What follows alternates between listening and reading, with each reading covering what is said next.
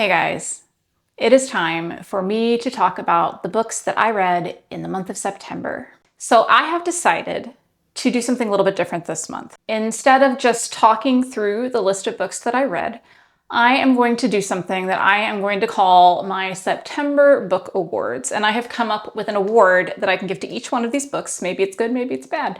You know, something like the Oscars or, the Emmys, like best cinematography, best costumes, that kind of thing. So I came up with an award for each book on here, good or bad, and I am excited. So let's go ahead and get started. The first award that I will be giving out this month is for Best Character.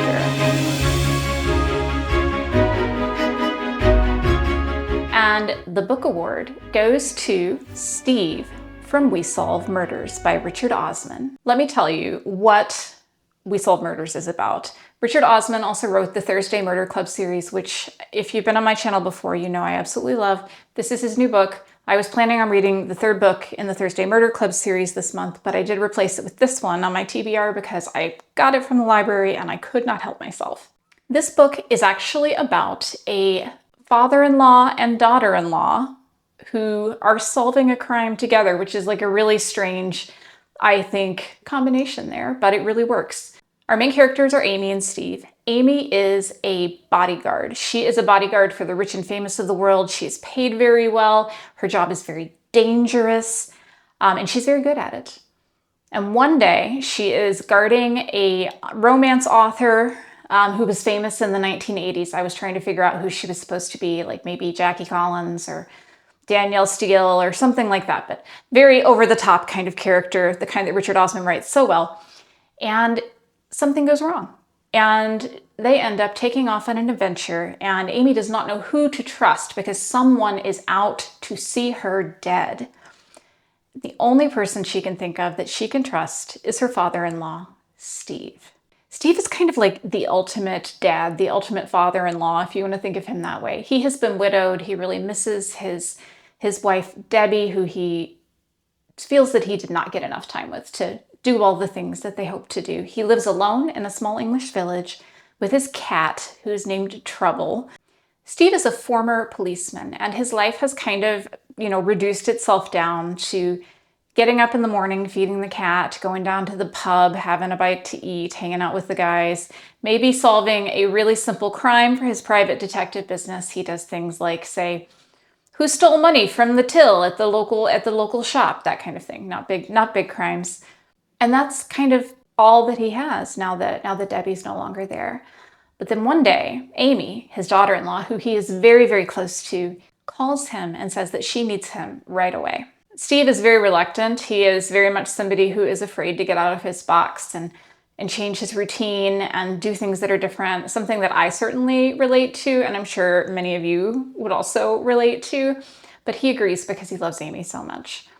And so they set off on this adventure, this murder mystery, meeting interesting characters. And I just love Steve. I loved the journey of watching him grow, coming out of his shell and realizing that even though he no longer has the love of his life, he still has a lot of life left to live, and she would want him to live that. So this book was 5 stars for me. I absolutely loved it. Wish I could read it again, and I cannot wait for the second book in the series. The next book award that I have is for Most Emotional Read. And the book award goes to Heir by Sabaa Tahir. I have, as many of you probably back in the 2010s, I read the Ember in the Ashes series by Sabaa Tahir. And I enjoyed it at the time. I did try to reread it fairly recently and did not enjoy it, I think because a lot of the tropes of that time period just don't really work for me where I am in my reading life anymore. This book is set in the same universe as the Ember in the Ashes series. So the first question you probably have is, can I read this book if I have not read all 4 books in the Ember in the Ashes series? And I think the answer is yes. You do see the characters from the Ember in the Ashes series, but they are almost more like they're having cameos. It would probably spoil some things that happen within that series. So if it is one that you're planning to read, I don't know if I would start here exactly, but for the most part, this is really its own thing. We are following a new generation, the children of the characters in An Ember in the Ashes in this story. And as I said, I liked An Ember in the Ashes, but it didn't absolutely blow me away. I had read Sabaa Tahir's other book, All My Rage, that she wrote a few years ago that won, I think, the National Book Award, which is a young adult contemporary book. It doesn't have any fantastical elements, and it's one of my top 10 books of the past, decade, probably. It's an amazing book. And so even though I wasn't the biggest fan of her previous fantasy, I thought I really wanted to try Heir and see, how she's kind of grown as an author. And my answer is that she has grown tremendously as an author. It is as though this book was written by a completely different person from the Ember in the Ashes series, which again, I'm not trying to bash that series. I understand it has a lot of fans, and I liked it at the time. But this is something else entirely. It is beautifully written. The world building is expansive. It is a whole different experience, I think, from those earlier books. So what's it about? This is the story of 3 POV characters. Our first POV character is Eyes, and Eyes is an orphan. She lives in a society where there is no mobility between classes, and she is in the lower class, meaning that she essentially is starving all the time, and she has no opportunities to kind of lift herself out of that problem because there are a lot of problems in the world. They can't grow their own crops. They basically only have the ability to raid other lands and steal food from them and resources and use that to feed their people. Another POV character is named Quill. Quill is the son of one of the main characters in the Ember in the Ashes series. I won't tell you which one. And he is a prince. He is the heir to rule the empire. And at the beginning of the book, he's kind of not really sure that that's something he wants to do. He's thinking maybe he couldn't live up to that, or maybe he would be a harsh ruler, or he's just not sure if it's right for him, this life that he has been born into. And then our other main character is Saoirse. And Saoirse is a magic user who has been banished from her people for reasons that are honestly still a little bit mysterious even at the end of this book. She's stubborn. She's had to rely on herself since she was 12 years old. And all 3 of these characters are going to kind of intersect with each other across many lands, across great distance. It's just really fantastic. The writing is beautiful. I fell in love with these characters, and so much happened, so much of which was so heartbreaking, and I cried multiple times. This is the first book in a duology, and now that I have finished it, I cannot wait for the second book to come out. I just really loved it. I actually finished it this morning. I read it for 4 hours this morning to read the whole second half of the book, and I just absolutely loved it. Cannot recommend it highly enough. This is another 5-star read for me. Okay, my next book award is for Best Plot Twist. And the September Book Award goes to House of Hollow by Crystal Sutherland. Now, obviously, I am not going to tell you what the plot twist is in this book, but trust me, there is one. I don't know if I saw it coming, maybe a little, didn't matter. It was a lot. So this book has some fantastic fall vibes. I'm just going to read you the very beginning of the blurb. It says, Iris Hollow and her 2 older sisters are unquestionably strange. As children, they disappeared on a Scottish city street only to return a month later with no memory of what had happened to them or where they'd been, and more troubling, their appearance began to change. So this is the story of those 3 sisters. Our main character is Iris. She is the youngest of the 3 sisters. She's the only one who still lives at home with her mother, and she doesn't really have a lot of contact, I would say, with the other 2 sisters who have kind of forged their own paths in the world. And when the book tells you that they are strange, they are strange. There are strange things happening. There's so much going on in this book. It was so much darker than I was expecting it to be. I don't know what I was expecting exactly. I think probably something more fairy tale-like than what I got. Although, if you think about it, fairy tales, they're pretty dark themselves, so maybe this is right in line. I don't know, it was just a very interesting story. My only complaint about this book is that it is a young adult book, and it does have some things that I would consider to be young adult tropes. In particular, the trope where everyone has to have the most incredible, famous version of their job that they possibly can, even though they're only like 19 years old, right? There's one sister who is just super famous. She's not just a famous model, she's the world's best fashion designer and an influencer. And I mean, it's a little much, and I would consider that to be a trope within young adult novels in general. But it didn't ruin the book for me. It's dark. I just want you to be aware. I want you to look up some trigger warnings if you're going to read it. I gave it 4 stars, and I would recommend it. The next book award is going to be for Most Atmospheric. And the book award goes to The Hollow Places by T. Kingfisher. It is no secret that I am an enormous T. Kingfisher fan. I pretty much love everything that she writes. I have not traditionally liked her horror quite as much as I enjoy her fantasy. And this was kind of the one that took me out of that place. This is a 4.5-star read for me. Let me tell you what it's about. Our main character is going to be Kara, and Kara is newly divorced. She's moved back to her hometown, and in order to avoid moving in with her mother, she goes to stay with her Uncle Earl at his North Carolina museum called the Glory to God Museum of Natural Wonders, Curiosities, and Taxidermy, a place where she often worked growing up and she unquestionably loves. Uncle Earl is a gem. The museum is a gem. It's exactly the kind of place that you see if you are traveling, down some of those old routes in the US. We see these like roadside attraction museums. It's like that. It's just pretty awesome. Uncle Earl lets her stay there. He also has a cat. The cat's really awesome. Bonus points for cat, right? So what happens is Uncle Earl ends up having to go into the hospital for, a little bit of a medical procedure that he's been putting off. And he puts Kara in charge, which would be fine, except that she goes upstairs at the end of the day and she finds a hole in the wall. And she's like, what, did some of the tourists do this? Did they knock a hole in the wall and they just didn't tell me? So she goes to get her friend Simon, who works as a barista in the cafe that is in the same building. And together they say, well, we're going to close this hole up.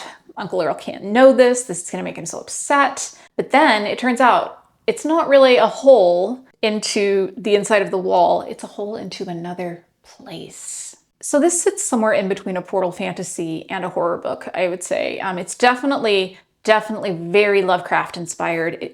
The characters talk about Lovecraft. The horrors themselves are, for the most part, pretty unseen, but also pretty creepy. Definitely very eldritch, if you want to think of it that way. The world that they cross into, I don't want to spoil for you because that is the thing that is so atmospheric in this book. This strange world that she has invented, this kind of in-between place that they visit, that they find this portal to.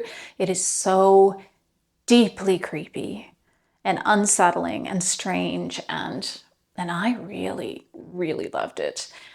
If you haven't read any of T. Kingfisher's horror books, I enjoyed this more than the other one that I have read, which is A House with Good Bones. I think this is a better book, although they're both good because they're T. Kingfisher and everything she writes is amazing, but this is the one that I'm going to recommend, and I really enjoyed reading it this month. The next book award that I have is Most Anticipated Book. This book award goes to The Life Impossible by Matt Haig.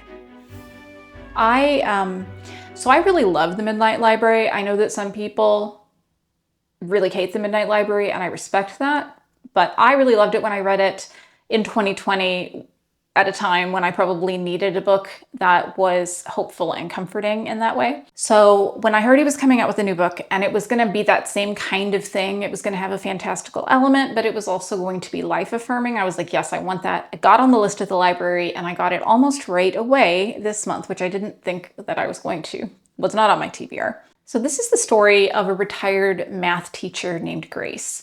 Grace has been widowed. Her son passed away many years ago. She's very much alone in the world, and she's another character, just like Steve that I mentioned earlier, who seems like they don't know what to do with themselves as they approach the ends of their lives. how do they want to keep themselves busy and part of a community and not just allow themselves to fall into a routine that doesn't mean anything.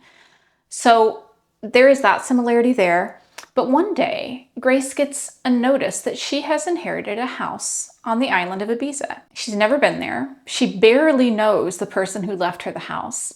But she thinks to herself, well, what's it going to hurt? And she gets on a plane. She flies there to see the piece of property that she has inherited. And from there, she meets a lot of strange characters.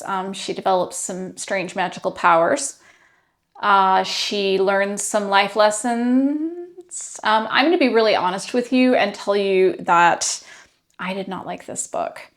It was something that I really, really anticipated and was looking forward to reading so much. And it just was too far over the line towards feeling like kind of a new agey self-help kind of situation. It was too much for me. It was too much for me. I have a little bit of a hair trigger. I do like things that are sentimental, but I don't like things that tend toward kind of the strange, made-up mystical. Like I don't like that. I don't like that. It's not my thing. I mean, it's fine. It's fine. I'm sure that there are going to be people who really love this book, although it does currently have a 3.59 on Goodreads, which I don't think is a terribly great rating for a book that was anticipated and just came out. So I feel like a lot of the other reviews are saying the same thing that I am, that it just did not hit. I found it hard to connect with any of the characters. Some of them I actively found annoying. And overall, it just was not for me. So I am hoping that Matt Haig's next book is going to be a return to form, because this one is not it. And if you love The Midnight Library and you're thinking you might love this one, I would just like to inject a note of caution and tell you that I gave it 2 stars and that was generous. So take from that what you will. That one was not a winner for me. The next book award is for Best Romance. And the book award goes to Where the Dark Stands Still by A.B. Horanek. So first of all, let's take just a moment to really appreciate how pretty this cover is. It is so, so lovely, I think. Although this guy has antlers. That's weird. But he has antlers in the book, so I guess it makes sense. Anyway, this is a Polish story that is loosely based on Beauty and the Beast. I love, if you know, a Beauty and the Beast retelling. It's one of my favorite fairy tales, and I always like a Beauty and the Beast retelling if they are done well. And this one is done very well. It's another young adult novel, but it did not suffer from young adult trope syndrome, right? This is a good one. This one I'm definitely going to recommend. I gave this about 3.5, 4 star. I'm not really sure where I'm falling on that yet. Let me tell you what it's about. I'm probably going to say some of these names wrong, so apologies. The book really needs a pronunciation guide. So our main character is named Liska, and Liska has magic. It's not something that she wants. In her world, having magic is seen as something monstrous, and if people knew, she would surely be banished from her village. One day, after something terrible has happened that involved her magic, she takes herself into this forbidden, deep, dark wood to pick a flower that will grant her a wish, and her wish is that she will not have magic anymore. But just as she's about to place her wish, she meets the guardian of the woods. He is, we call him the Lesky. I don't know if that's Lesky. I'm not really sure exactly how you say that. We're gonna say Lesky. And he makes a deal with her that if she will come and cook and clean for him at his house for a year, at the end of that year, he will remove her magic for her. Now, of course, we all know where we are, right? We know that he's the beast, hence the antlers. And obviously they're gonna fall in love. And obviously there are gonna be some adorable house spirits and things like that. But I would say that this is not saccharine. It is not sugary sweet. It does not probably have the ending that you think it's going to have when you think about a Beauty and the Beast retelling. I don't know, depends on which version of Beauty and the Beast you're thinking of, but I thought this was really good. The writing was great. It was easy to get through. And I would say if you're looking for a fall read that's not scary, that has a little bit of romance, then I think this is going to be the one. The next book award is going to be for Biggest Letdown. And And the book award goes to Model Home by Rivers Solomon. This is another one of the arcs that I read this month. I read 3 in total. And I was really looking forward to this one because it promises that it's going to be kind of a Get Out style story where you've got things that are scary, a horror book, but also a lot of social commentary along with that. And I think to some extent it did, but I also did not think it was scary. And that was kind of where my biggest disappointment came from. When I'm reading a scary book, when I'm reading a haunted house book, I want it to be scary. And I don't want the story to go off the rails in the last 25%, which I felt like this one really did. And I would also say that the main character in this book was one of the most insufferable main characters that I have come across in quite some time. It was not a great book for me. And I always want to be honest about arcs. I'm reading something before it comes out. I don't want anybody to waste their money. I did not like this book, but I will tell you what it's about. So our main character has been away from home for quite some time, years in which they have not seen their sisters, their parents, any of those things. They've totally been away because of some things that happened in their nice, beautiful, well-manicured, has an HOA suburban home. One day they get some mysterious text messages from their mother, but also maybe not their mother, and they head back home to try and find out what's going on. And what's going on is terrible. It's not good. But it's also not scary. And there is a twist in this book, which I will not spoil in any way if you were interested in reading it. And it was fine. I mean, I guess it was kind of part of that last 25% I mentioned that just went off the rails and just didn't really do it for me. But, there are books that do this style of writing better. I understand it's meant to be a commentary on the racism of the suburbs and the darkness of the suburbs and things that are hidden within these beautiful spaces. I understand that, but I just don't feel like it stuck the landing. So for me, this was a 2.5 star, which I might revise down when I think about it a little bit more, but it was not a hit for me. I did not like it. The next book award is for a book that made me think. And the book award goes to Somewhere Beyond the Sea by T.J. Klune. The House in the Cerulean Sea, which is the book that this is the sequel to, is just one of my favorite books. It is just pure sweetness and light and love and all of those things all put together. I read it in 2020.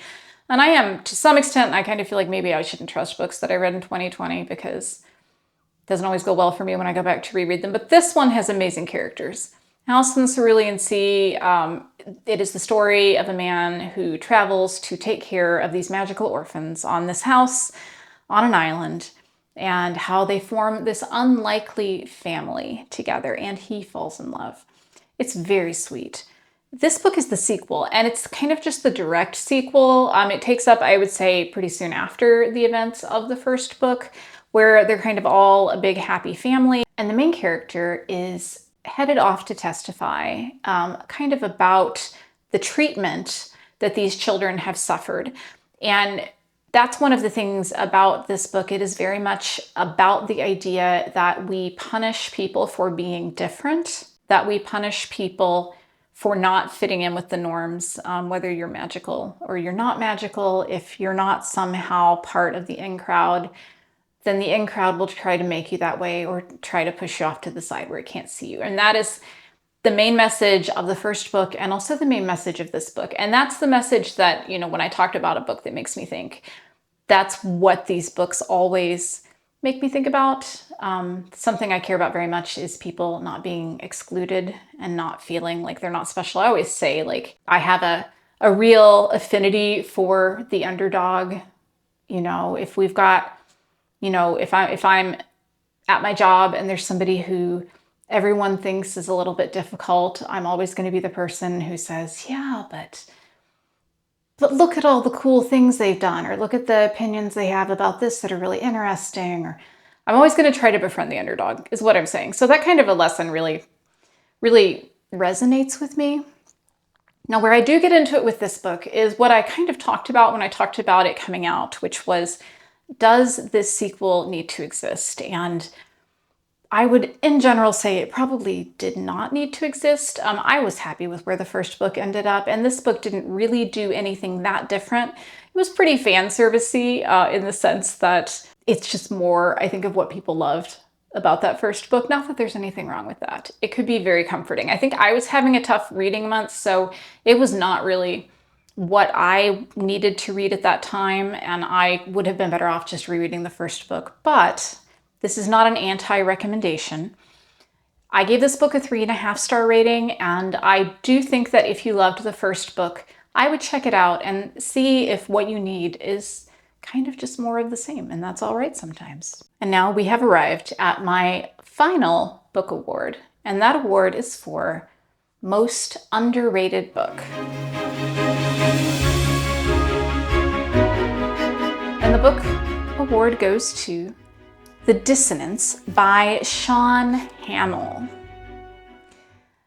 This book, last time I checked last week, had only 72 ratings on Goodreads, and that is a crime because it is not perfect, but it is a very good book that more people need to be reading. This is the story of Hal, Athena, and Aaron, and they were all high school friends together 20 years ago in their small town. While they were, growing up together, they stumbled upon this mysterious form of magic called the Dissonance, which it turns out is a whole thing with conferences and hidden message boards on the internet and a mysterious professor who is willing to teach them all how to use it.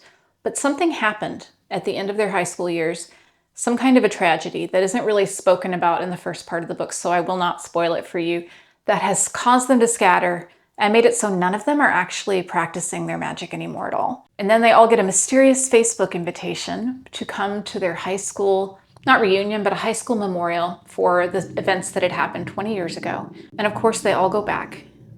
And of course, they have to figure out how to finish the job that they started all those years ago and then ran away from.